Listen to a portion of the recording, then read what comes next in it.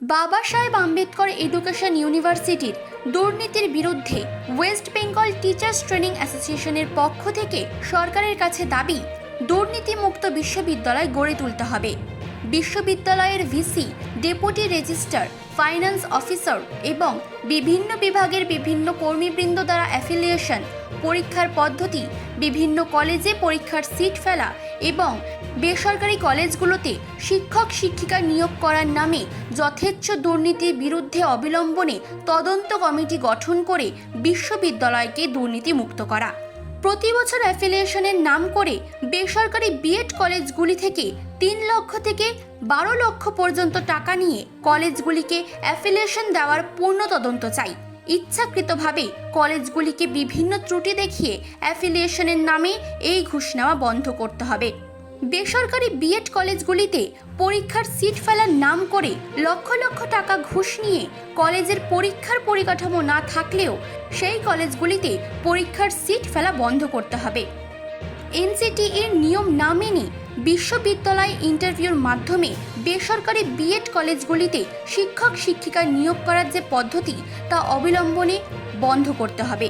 এছাড়াও অ্যাসোসিয়েশনের পক্ষ থেকে আরও অনেক দাবি করা হয় সরকারের কাছে।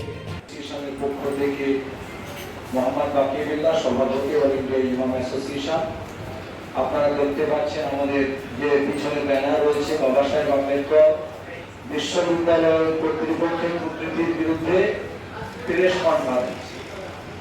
আজকের এই প্রেস মিটে এখানে উপস্থিত আছেন আজকের এই প্রেস মিটের সম্মানীয় সভাপতি ডক্টর শাহজাহান মল্লিক সাহেব রয়েছেন, আমাদের অন্যতম সহযোদ্ধা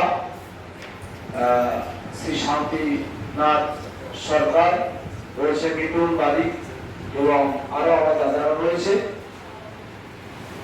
আজকে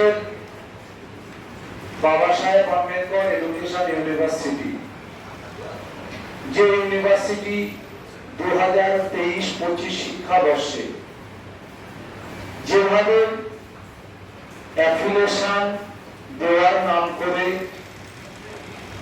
যে দুর্নীতি তারা করে আসছে, সেই দুর্নীতির বিরুদ্ধে প্রেস ক্লাবে আমাদের বসা।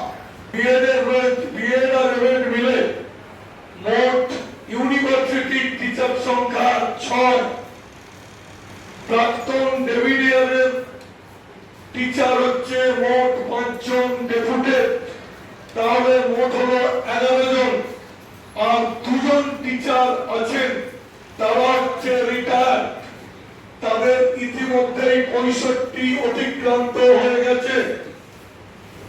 সেই 2 জন হলেন শ্যামল উদয় বাবু আর উজ্জ্বল বাবু, 2 জনেরই হয়ে গেছে 65 অ্যাওয়ার্ড। নিজের বিশ্ববিদ্যালয়ে শিক্ষক হচ্ছে মোট সর্বসাকুল্যে 11 জন, যেখানে হওয়ার কথা কমপক্ষে 16 জন। তিনি শিক্ষক নিয়োগ করতে পারেনি, তাহলে তার অ্যাফিলিয়েশন কি হবে? বিভিন্নভাবে মেলাইন করার চেষ্টা করছে এই বিশ্ববিদ্যালয়ের কর্তৃপক্ষ এবং রাজ্যের শিক্ষা নিয়ে বিভিন্ন অছিলায় বিভিন্নভাবে রাজ্য সরকারের উপর দোষারোপ করছেন। মানসী বসুর রিপোর্ট, চেতনা বার্তা, জেগে থাকে জাগিয়ে রাখে।